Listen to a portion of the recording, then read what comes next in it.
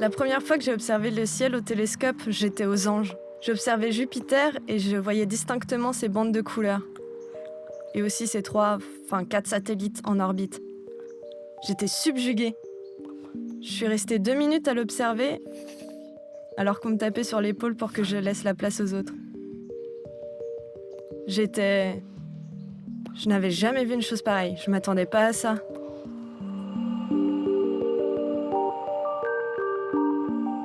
Sommes-nous les seuls êtres vivants dans l'univers? C'est une grande question. Et bien sûr, ça a un rapport avec les enjeux de la conquête spatiale. Puisque si on trouve une exoplanète où la vie est possible, si sa composition et son atmosphère sont adaptées, alors on pourrait s'y installer.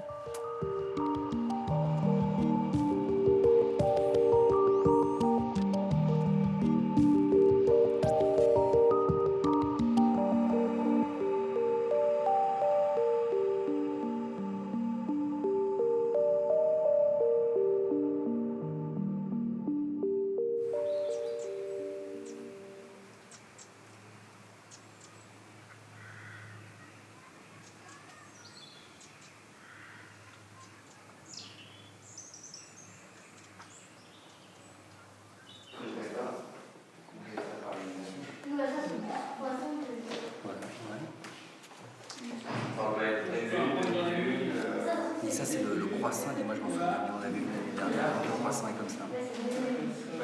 C'est le premier. C'est bon, bravo, c'est ça. Bravo. Il n'y a pas d'erreur. Pourquoi?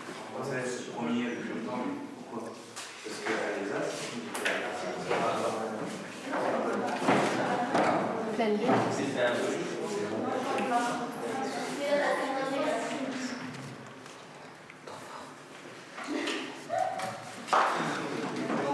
Il faut savoir quand même, hein, c'est pas simplement comme ça retenir par cœur les dessins que j'ai fait, mais c'est important comme ça de savoir quand vous voyez un quartier, si vous êtes dans le montant, quand vous descendez. Ça fait plusieurs années maintenant que je me forme à l'astronomie. Et toutes ces connaissances, j'ai pas envie de les garder que pour moi. Il y a beaucoup de sourds qui ont envie d'apprendre l'astronomie. C'est pour ça que j'ai voulu devenir formatrice. Ça me fait plaisir de partager ces connaissances avec d'autres. L'astronomie, c'est tellement intéressant.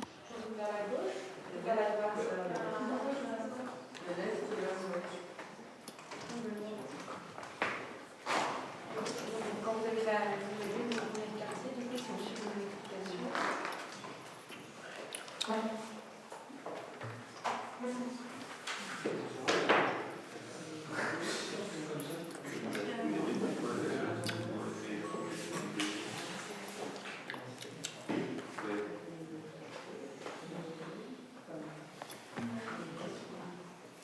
Quand on s'intéresse à l'astronomie, on se rend compte que ce domaine réunit deux aspects très différents, mais intimement liés, la pratique et la théorie. Et la théorie, j'adore ça parce que c'est des maths et de la physique, et que c'est relié à la pratique, par l'observation du ciel au télescope.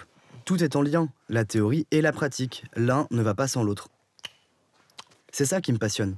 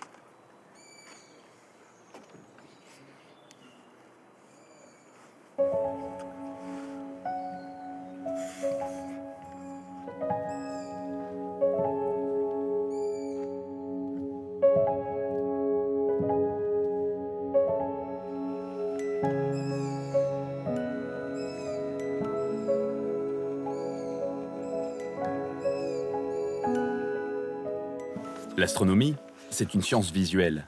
On n'a pas besoin d'entendre. C'est purement visuel. Moi, quand j'observe les étoiles, ça me ramène toujours à l'histoire. Par exemple, une étoile qui se trouve à 500 années-lumière de nous me fait faire un bond en arrière de 500 ans dans notre histoire. Je fais le parallèle entre cette lumière, qui a mis 500 ans à nous parvenir, et les événements de l'histoire de France à l'époque. Par exemple, je pense aux guerres de religion, à François Ier, aux mousquetaires. Moi, je fais toujours ce lien.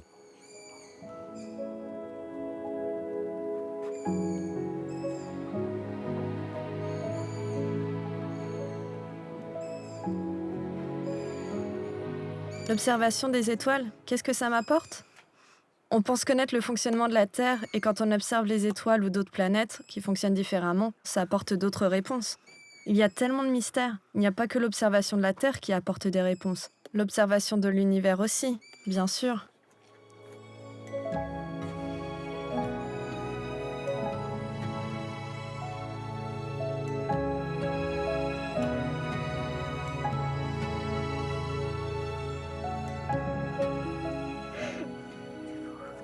Jusqu'à maintenant, l'observation a permis de recueillir énormément de données et de formuler des hypothèses. Mais on manque d'éléments concrets. Quand on pourra se rendre sur place, on sera capable de prouver ces théories, on sera dans le réel. Mais aujourd'hui, les technologies ne sont pas assez avancées pour voyager aussi loin. On n'en est pas encore capable.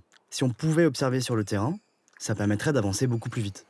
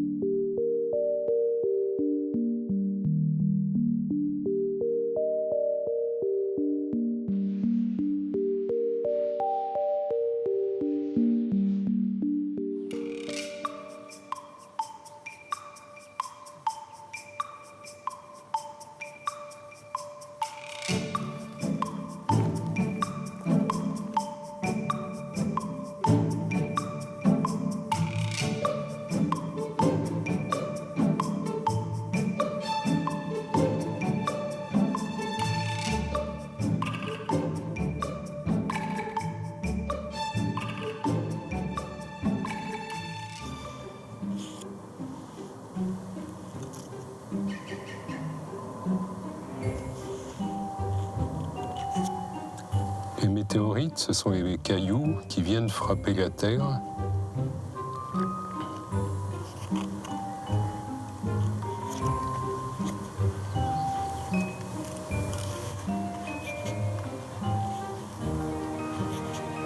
Dès l'instant où on a le vocabulaire oral, le vocabulaire de langue des signes, pouvoir désigner les concepts, à ce moment-là, il n'y a aucun frein. On peut même faire discuter de relativité restreinte ou généralisée avec expliquer l'équivalent E égale MC2. C'est pas très difficile à expliquer en langue des signes maintenant.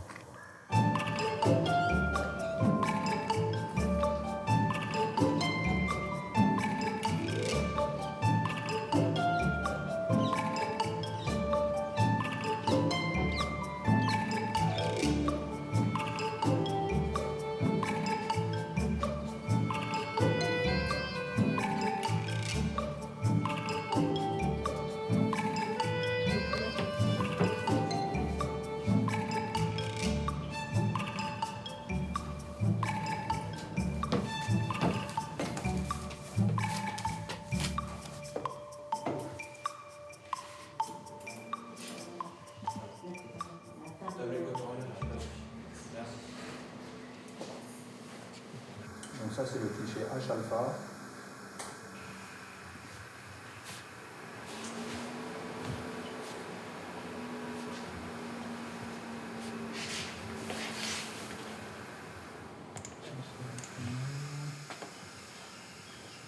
Petit ici aussi.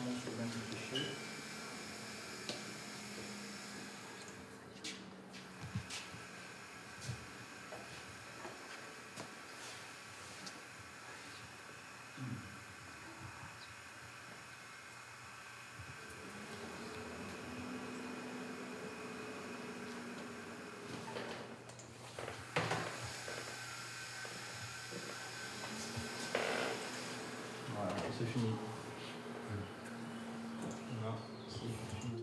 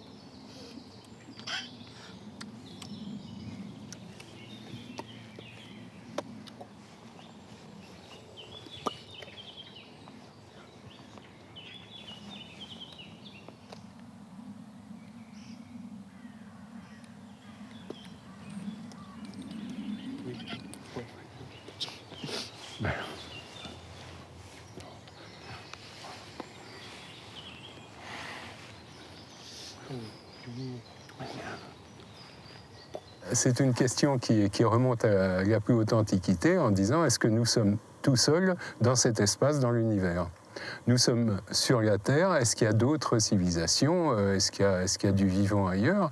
Mais aujourd'hui, le fait d'avoir plus de 4500 planètes réveille quand même cette vieille question. Bon, maintenant on a un échantillon, on sait qu'il y a d'autres systèmes planétaires autour d'autres étoiles, 4500 planètes. Certaines doivent bien se trouver sur la zone d'habitabilité, c'est-à-dire être à la bonne distance de leur étoile mère pour que la température soit compatible avec celle de l'eau et que le vivant puisse se développer. Et donc, maintenant, c'est la prochaine étape. Maintenant qu'on a un échantillon de planètes, ça va être de détecter à l'aide des futurs grands télescopes comme l'ELT, le télescope de 29 mètres qui est en construction dans les Andes chiliennes, de détecter, de faire l'analyse des atmosphères possibles de toutes ces planètes pour voir s'il y a des traces de vivant. Chercher des raies moléculaires, chercher le méthane et voir en déduire qu'il doit y avoir une méthanogénèse, donc possiblement du vivant sur cette planète.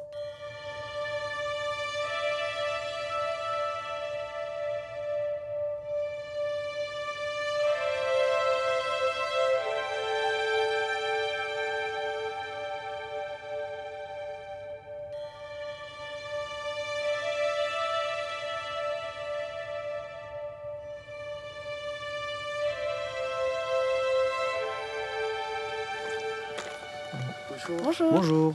Bonjour et bienvenue à l'Observatoire de Haute-Provence. Là, on monte à la coupole, au grand télescope, le très grand télescope.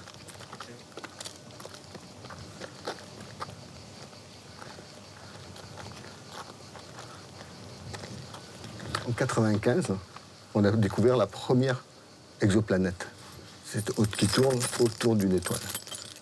Et donc, du coup, on a fait une petite plaque. Et là, il y aura une deuxième plaque avec le prix Nobel. Avec ça, ils ont eu le prix Nobel de physique.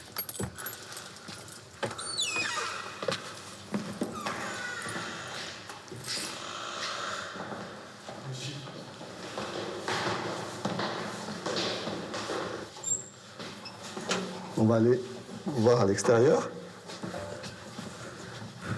le site de l'observatoire.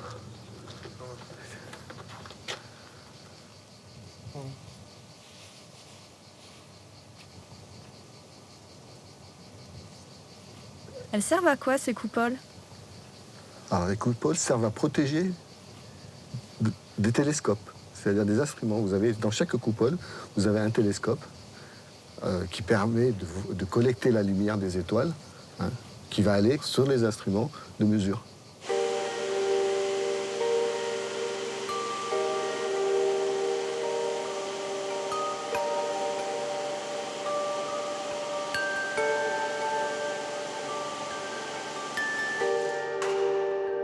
Ici, ça permet de tourner la coupole.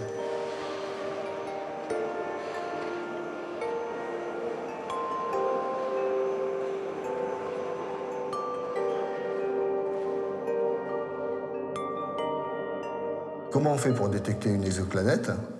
Avec des spectrographes. Vous avez un télescope qui est le détecteur de lumière, enfin le collecteur de lumière. Et cette lumière, elle va être analysée quelque part, hein, par des instruments. Et on amène cette lumière sur des instruments pour pouvoir faire de l'analyse des informations qui nous viennent de cette lumière-là.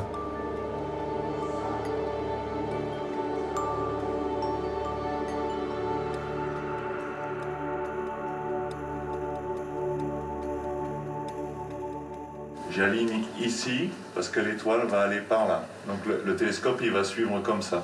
Je vais avoir l'image, moi, là, et je vais faire la mise au point du télescope. Là, je bouge le télescope pour chercher l'étoile.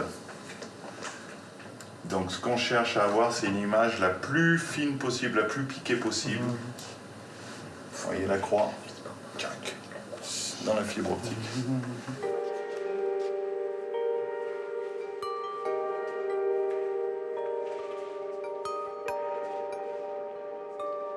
Vous voyez, quand la planète tourne autour de son étoile, l'étoile ne reste pas sur place. L'étoile s'approche de vous, s'éloigne de vous, s'approche de vous et s'éloigne de vous de manière périodique. Voilà. Donc c'est grâce à ce phénomène-là qu'on peut deviner qu'il y a quelque chose, qu'il y a un compagnon qui tourne autour de son étoile. À quoi sert cette représentation du spectre lumineux?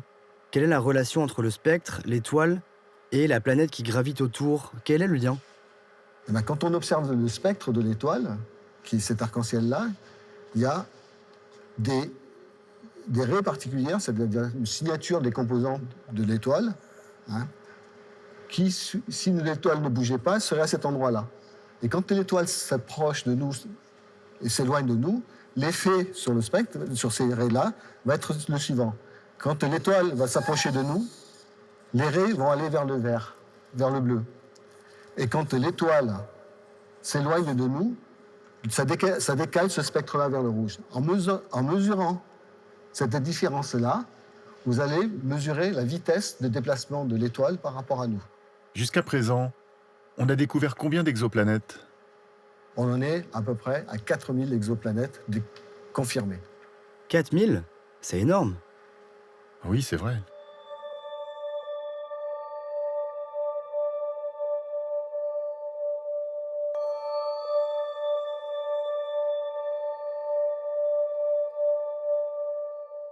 Si seulement je pouvais aller dans l'espace et faire des découvertes qui permettent de mettre au jour les secrets de l'univers, l'imprévisible. Dans cette immensité, il y a tant de choses à apprendre. Aller à la rencontre de la vie extraterrestre. J'ai tous ces rêves en moi. Si c'était possible, je n'hésiterais pas une seule seconde. Je serais de la partie.